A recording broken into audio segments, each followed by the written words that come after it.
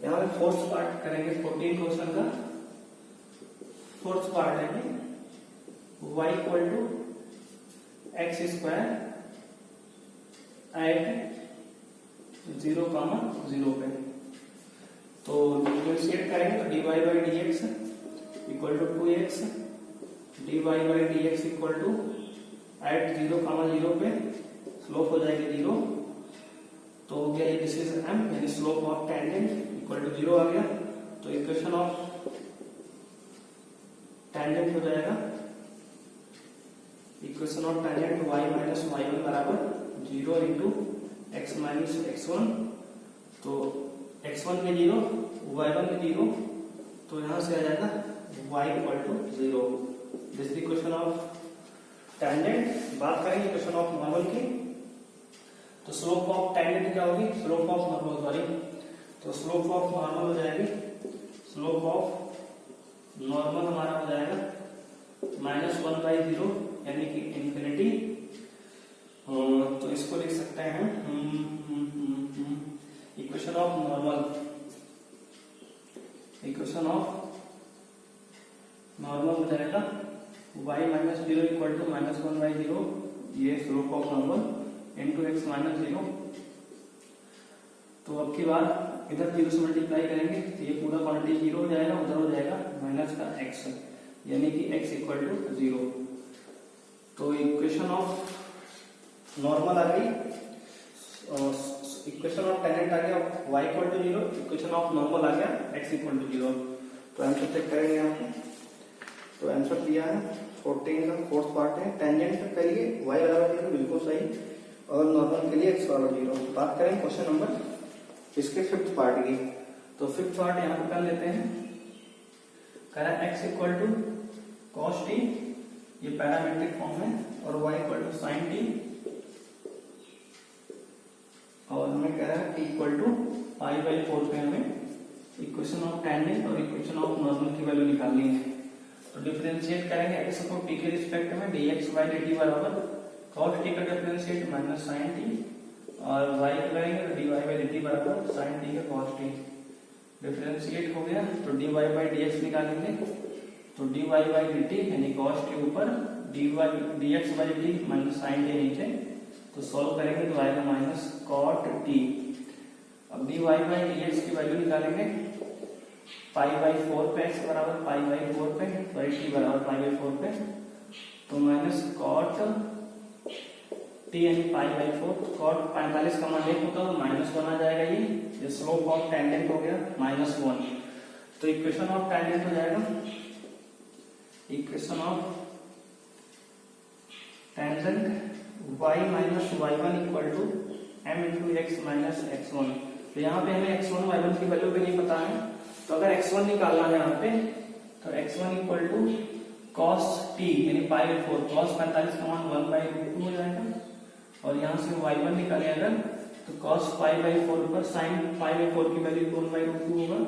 तो यहाँ से निकल आएगा, देखो हमने क्या किया, t की वैल्यू x में और y पुट कर दिया, this is x1 and y1 suppose कर लिया, तो ये हो गया x1 की वैल्यू 1/√2, y1 की वैल्यू भी 1/√2। तो यहाँ से सॉल्व करेंगे तो आ जाएगा y minus 1/√2 is equal to m यानी कि -1 इंटू x माइनस 1/√2। तो सॉल्व करेंगे यहाँ पे तो आ जाएगा y minus 1/√2, y minus 1/√2 is equal to minus x minus minus ये प्लस 1/√2। तो अगर यहां से हम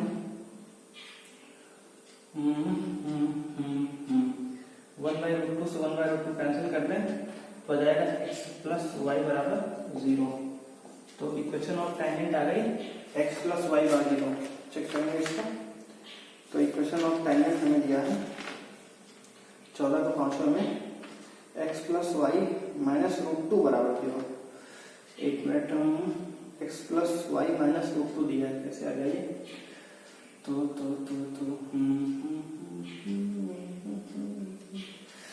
तो देखेंगे एक बार, sine t cos t minus का हो गया, कॉस टी का डिफरेंशिएट माइनस साइन टी, और साइन टी कॉस टी हो गया। तो dy बाई डी एक्स क्या हो जाएगा, dy by D T upon D x by D T, तो माइनस कॉट टी, कॉट 45 का वैल्यू π/4 तो -1/4, तो ये हो जाएगा y माइनस y1 यानी 1/√2 बराबर x माइनस स्लोप -1 है इंटू x माइनस x1, तो ये y माइनस 1/√2 बराबर -x इंटू ये हो जाएगा आपका 1/√2 माइनस प्लस, ये कैंसिल हो गया तो आ गया ये 1/√2। तो यहाँ पे अगर x को इधर लाएंगे तो हो जाएगा x प्लस y माइनस 1/√2 और 1/√2 इधर आएगा ये भी, तो -1/√2 ये भी हो जाएगा इक्वल टू 0। इसको और सॉल्व करेंगे तो हो जाएगा x plus y minus 1/√2 minus 1/√2 में हो जाएगा -2/√2। अगर इसको √2 से रेशनलाइज कर देंगे हम यहाँ पे तो √2 से 2 कट जाएगा, यहाँ पे आ जाएगा x प्लस y माइनस √2 बराबर 0। तो ये इक्वेशन ऑफ टेंजेंट है। अब बात करेंगे इक्वेशन ऑफ नॉर्मल की। तो यहाँ पे इस पार्ट को यहाँ पे फोर्थ वाले को रिमूव करेंगे पहले। तो अब निकालते हैं इक्वेशन ऑफ नॉर्मल यहाँ पे। तो देखते हैं आपका दिया गया यहाँ पे स्लोप ऑफ नॉर्मल देखें तो स्लोप ऑफ नॉर्मल हो जाएगा -1 बाई स्लोप ऑफ टेंजेंट -1 है, तो ये माइनस कैंसिल हो गया 1। तो बात करेंगे यहाँ पे इक्वेशन ऑफ नॉर्मल की। तो इक्वेशन ऑफ नॉर्मल हो जाएगा y माइनस y1 बराबर m into x minus x1 और m क्या है slope of normal. Let's suppose अगर उसको हम नहीं माना तो इसको चाहे तो आप स्लोप ऑफ नॉर्मल को -1/m लिख दीजिए या फिर डायरेक्ट वैल्यू लिखेंगे हम 1 की। तो हो जाएगा y minus 1/√2 equal to 1 into x minus 1/√2। तो ये 1/√2 से 1/√2 कैंसिल हो गया, आंसर आएगा y इक्वल टू x, यानी कि हो गया x माइनस y बराबर 0। चाहे लिख लो चाहे x बराबर y लिखो, दोनों ही आंसर सही है। बात करेंगे क्वेश्चन नंबर 15 की। तो आइए देखते हैं question number 15। Correct 15 question, find the equation of tangent to the line to the curve. Equation of tangent of line to the curve y equal to, हमें कर्व का इक्वेशन दिया है y equal to x square minus 2x plus 7 which is parallel to 15 का part A ही पहले कर रहे हैं, which is parallel to the line 2x minus y plus 9 equal to 0।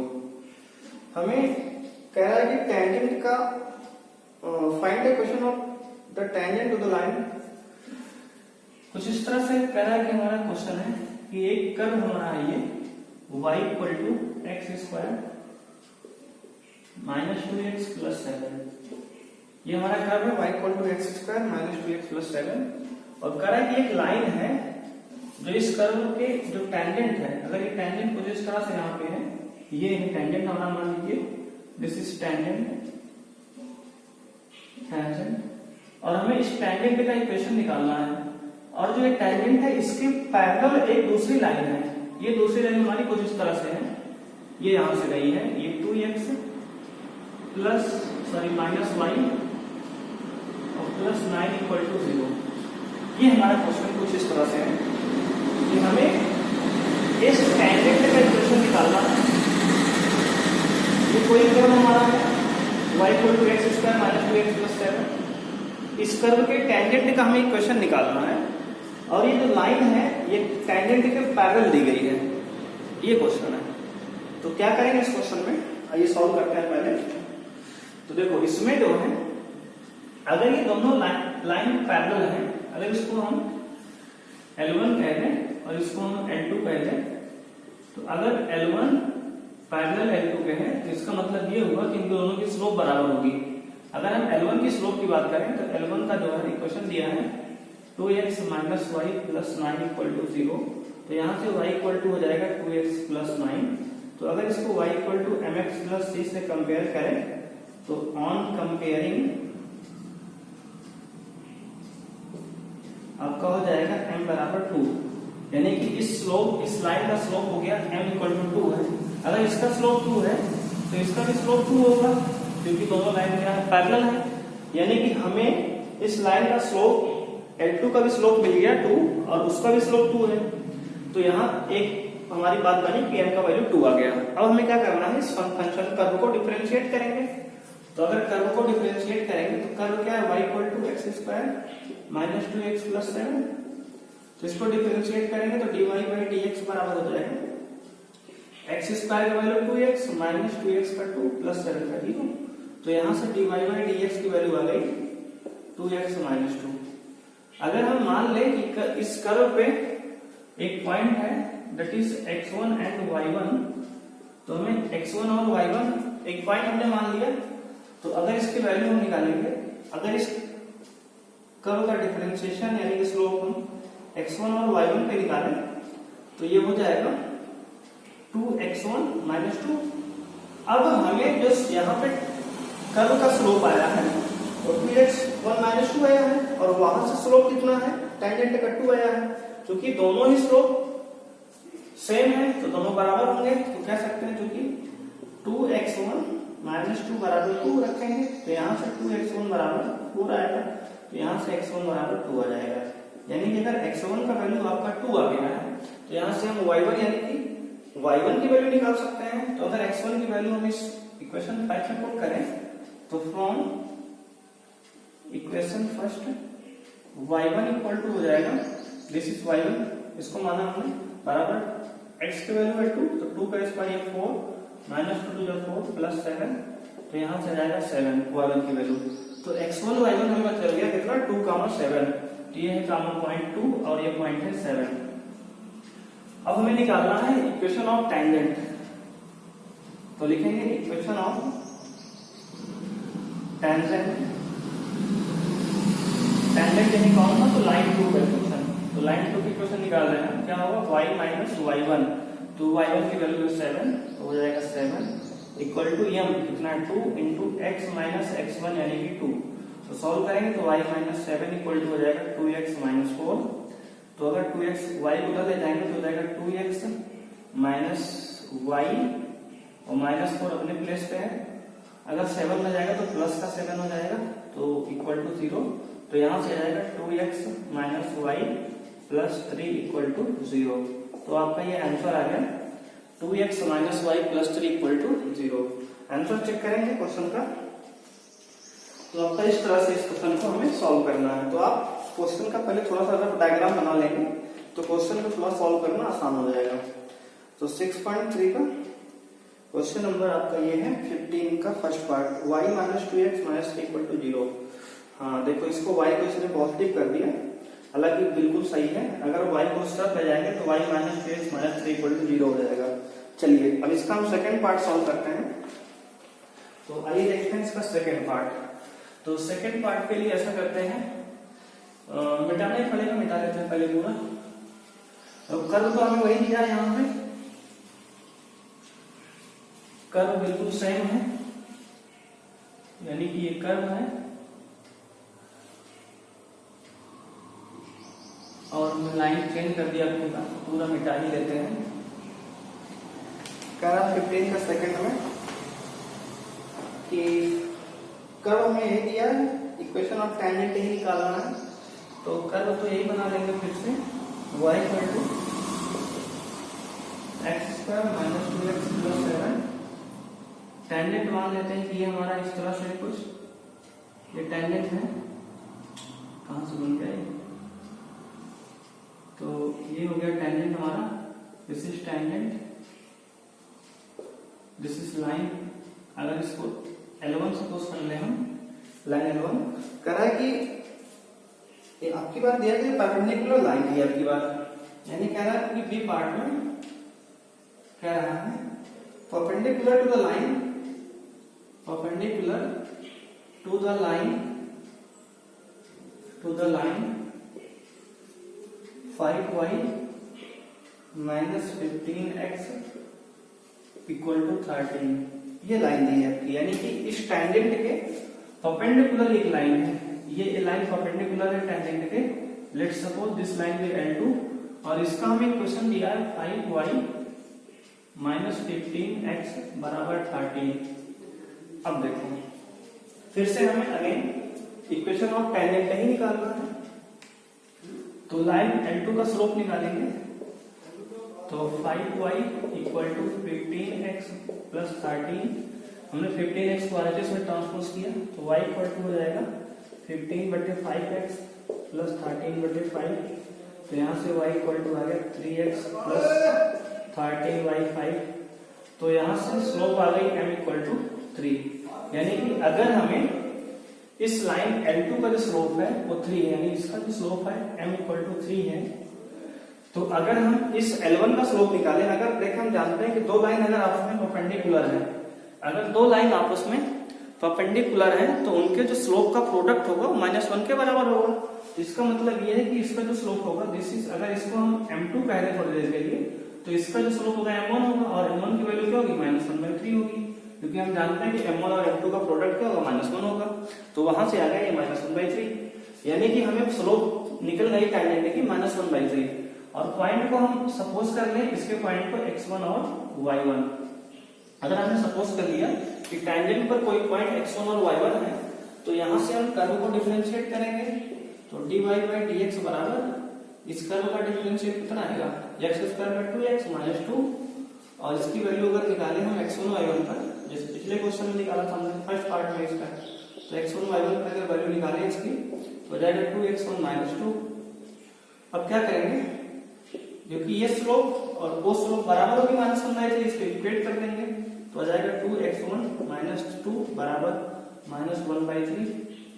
तो यहां से सॉल्व करेंगे तो 2x1 बराबर हो जाएगा +2 -1/3, क्योंकि 2 को RHS में ट्रांसपोज कर दिए तो आ जाएगा 2x1 बराबर 2 3 6 -1/3, तो हो जाएगा ये 2x1 बराबर 5/3, यानी कि x1 बराबर हो जाएगा यहाँ पे 5/6, तो x1 की वैल्यू आ गई 5/6।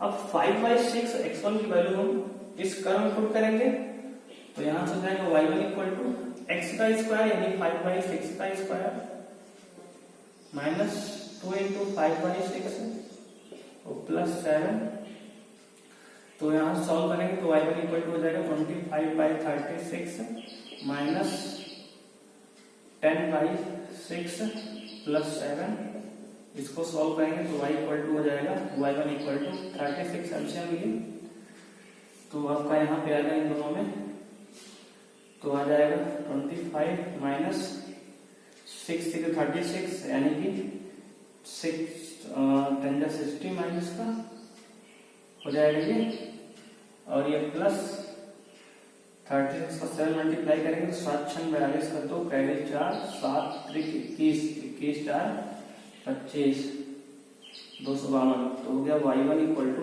आपका 252 प्लस 25, तो 5 2 7 हो जाएगा और 5 2 7 2 70 माइनस 60/36, तो हो गया y1 इक्वल टू आपका 7 में 0 है 7 ही आएगा और 7 में से 1 2 17/36, तो y1 की वैल्यू होगी 2 17/36। हमें इक्वेशन ऑफ क्या चाहिए टेंजेंट, तो अब निकालेंगे हम इक्वेशन ऑफ टेंजेंट।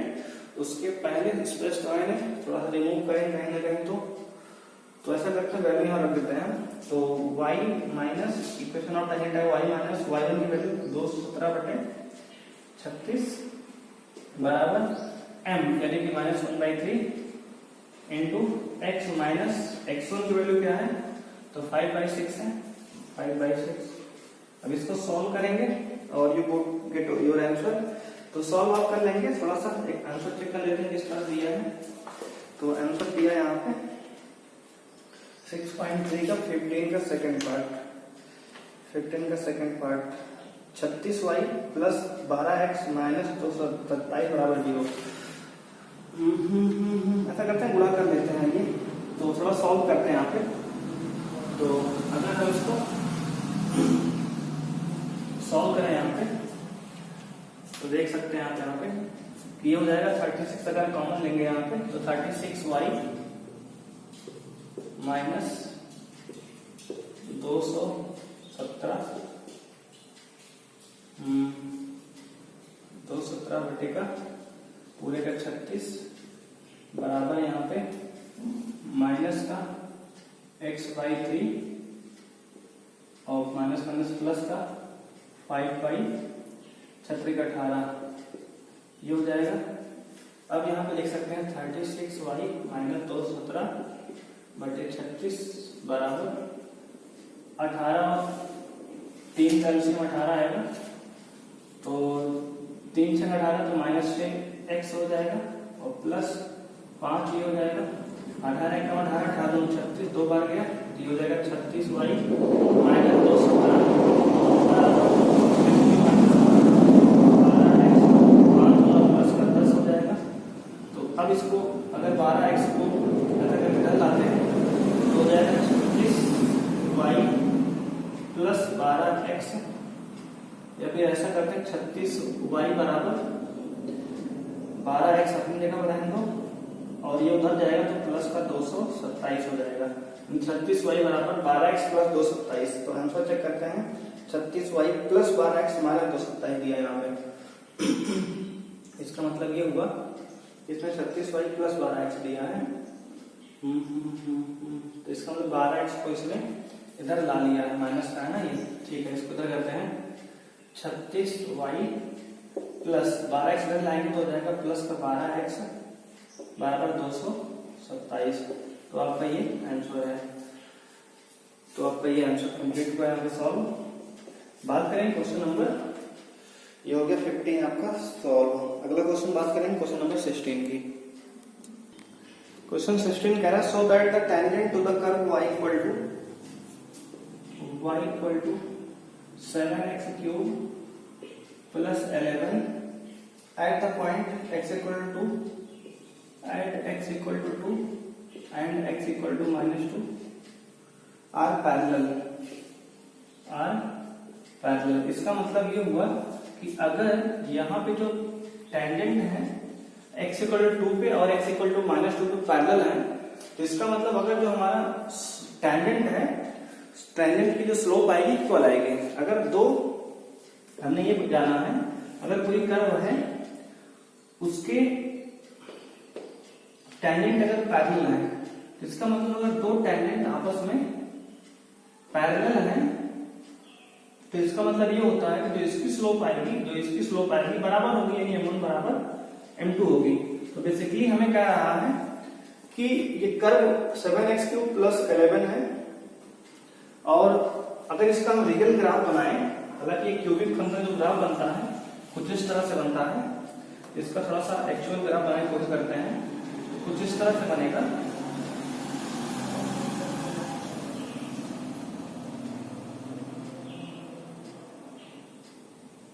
इस तरह से, यानी कि x इक्वल टू -2 पे जो कर्व टेंजेंट है, स्लोप ऑफ टेंजेंट है, और x इक्वल टू +2 पे जो स्लोप ऑफ टेंजेंट है, कह रहा है कि पैरेलल सिद्ध करना है। हमें शो करना है कि x इक्वल टू -2 पे और x इक्वल टू +2 पे जो स्लोप ऑफ टेंजेंट है पैरेलल है। इसका मतलब इसकी जो dy/dx की वैल्यू है, इसकी जो dy/dx की वैल्यू है बराबर होगी अगर ये पैरेलल होगा। तो आइए देखते हैं, तो इसका डिफरेंशिएट करेंगे पहले। तो dy/dx बराबर 7x क्यूब का 7 21x स्क्वायर प्लस 11 का 0 हो जाएगा, तो dy/dx इक्वल टू आ गया 21x स्क्वायर। अब dy/dx की वैल्यू निकालेंगे एट x इक्वल टू +2 पे, तो आएगा 21 इंटू 2 का स्क्वायर 4, तो 21 को 84 हो जाएगा 84। अगर dy/dx की value at x equal to -2 पे निकालें तो 21 इक्वल टू -2 का स्क्वायर प्लस 4 ही होगा, तो भी 84 ही आएगा। तो यहाँ पे हम देख सकते हैं कि dy/dx की वैल्यू 2 पे और -2 पे दोनों पे सेम आया।